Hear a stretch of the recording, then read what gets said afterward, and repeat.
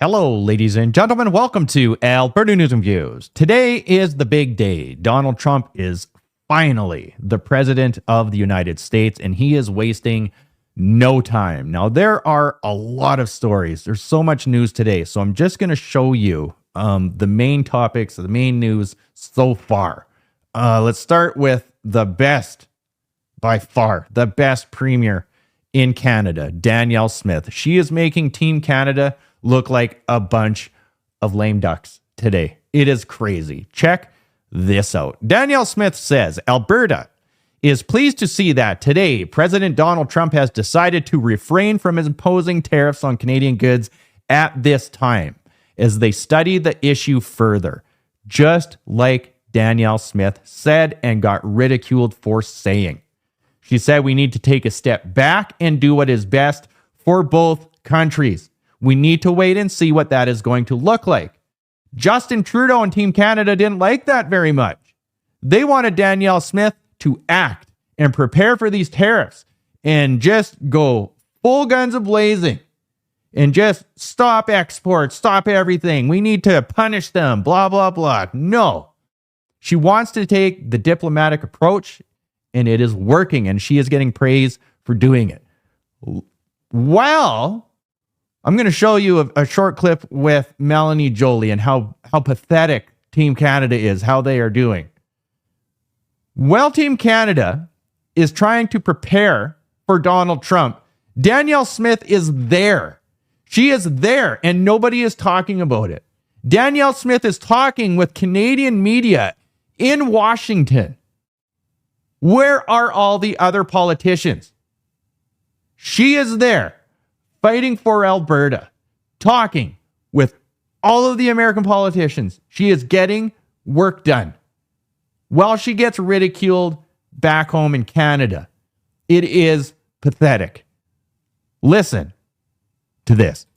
Disproportionately. Just one quick final question, because Ontario's premier was sort of saying the way in which he talked about tariffs today in his speech, particularly as a means of raising revenue, is concerning. I get what you're saying about putting forward a board plan, NATO, all the stuff they're worried about. If we actually step up on, perhaps we can avoid the application of those tariffs. But ultimately, if he sees it as a way to raise revenue in and of itself, is there a way to escape them, do you think? Well, we have a national sales tax, the GST, and the United States does not. Other jurisdictions have a much higher national sales tax. So I think that from what I have read of their analysis, that's one of the things that they believe gives a disadvantage to their products coming into another market. That being said, we can still make the argument that we are the largest buyer of U.S. goods and services.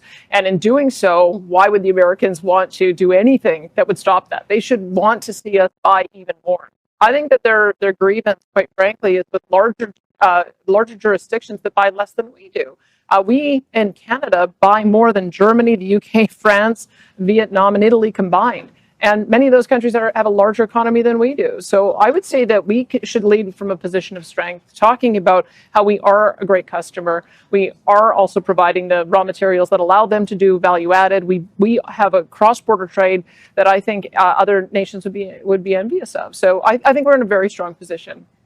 We are in a very strong position. She is exactly right. We need to look at it from a win position, not from an, oh my God, loss position. Donald Trump, his whole administration is all about cutting deals, making deals. They're not about destroying relationships. Nobody wants that. It's time to negotiate what is fair. That's what he's been saying this whole time. Trump says that he'll impose 25% tariffs on Canada starting February 1st. Team Canada needs to get its act together. Doug Ford, Premier of Ontario, for all of you out there that don't know, he wants to pull, this is one of his tactics, is to pull American alcohol off of the shelves in Ontario or all of Canada to get rid of American booze. Seriously, do you know how much tax revenue Canada pulls from alcohol sales? This is their mentality in Ottawa right now. It is unreal what they are even considering. They are the ruling class. They would gladly just throw us, the middle class, the peasants, under the bus just so they can have political glamour and a political win. It is unreal, the difference between Danielle Smith and Team Canada. Here's some more. You know, we spoke to Dominic LeBlanc this morning, and we were talking about the First Minister's meeting, and he said, you know, we got a grade of 12 out of 13, which is like an A+ grade, but it's not perfect. Presumably Alberta was the grade that they didn't quite get. And then you have Premier Ford saying that it left him with the impression that maybe you weren't putting Canada first, you're putting Alberta first. What do you say to that? Well, I can tell you I would never go out publicly and say we should stop selling car parts as a way of making a point to the Americans and hurt Ontario. I'd never go out and say we should stop selling aluminum to Americans as a way to make a point to hurt Quebec. And it hurt me that they felt that they could make that same argument, that Alberta should sacrifice our interests in order to try to advance some kind of trade war. I take a different approach. Let's stop fighting with each other. Let's maybe try to remove some of the internal trade barriers. Maybe my fellow premiers can stop blocking pipelines when we propose them to either the west or east coast. And maybe this should be a moment of reckoning for us as a country, that part of the reason all of us look north-south is because for the years have made it very difficult to do business east-west. So maybe that's what we should be talking about, is each other, so collectively we can sell our products to the world, whether that's to America or whether it's off the west coast or whether it's off the east coast. And maybe that's a far more constructive conversation to have than how do you sacrifice one province's interests in order to be able to protect the rest. And unfortunately, we don't have to have that conversation today because we don't have tariffs and we have the ability to have both of those conversations, a constructive conversation with each other and then a constructive conversation with our American friends. Exactly. Maybe, just like she said, maybe we should talk about getting rid of interprovincial barriers. Maybe we should talk about getting rid of the monopoly that is Canada. Canada is divisive by design, and it is just typical that Ontario and Quebec don't even think about the East or the West. They're just, oh no, we'll just get rid of oil and gas. We'll be fine here. It doesn't matter. It's always only Alberta. Give me a break. Times are changing.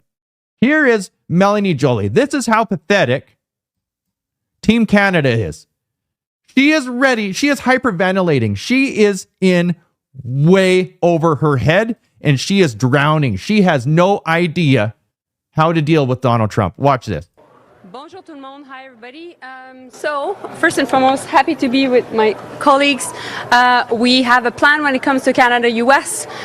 Our goal is first and foremost to prevent tariffs, second to prepare a response, and thirdly to think about long-term how we can make sure that we can diversify our economy, our markets, and prevent trade barriers amongst provinces and territories.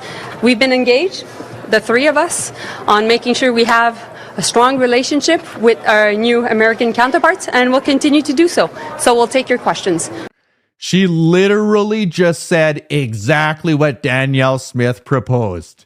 Maybe start building more pipelines from east to west, get rid of interprovincial barriers, and start treating the rest of the country like we are an actual united country. And she doesn't like that one bit. Liberals acting conservative. Imagine that. Continuing on, I'm just going to rip through these last articles here. This is from Liberals of TikTok. So President Trump just signed a flurry of executive orders publicly at the Capital One area, including, these are just a few, rescission on 78 Biden-era executive orders, freeze federal regulations, freeze on federal hiring, federal workers must return to full-time in-person work immediately. If only Canada could do that. Directive to address the cost of living crisis, withdrawal from the Paris Climate Treaty. That one is huge, massive. You consider all of the investment and business deals that are tied to the Paris Climate Treaty. And don't forget that all of the major banks have pulled out of the green agenda bullshit that Mark Carney is trying to force on Canada right now by becoming the next prime minister.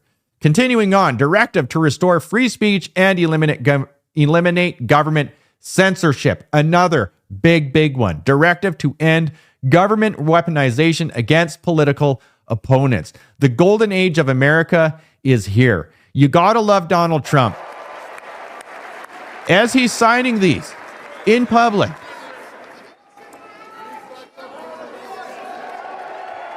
listen to the cheers. He just does not care. A man for the people.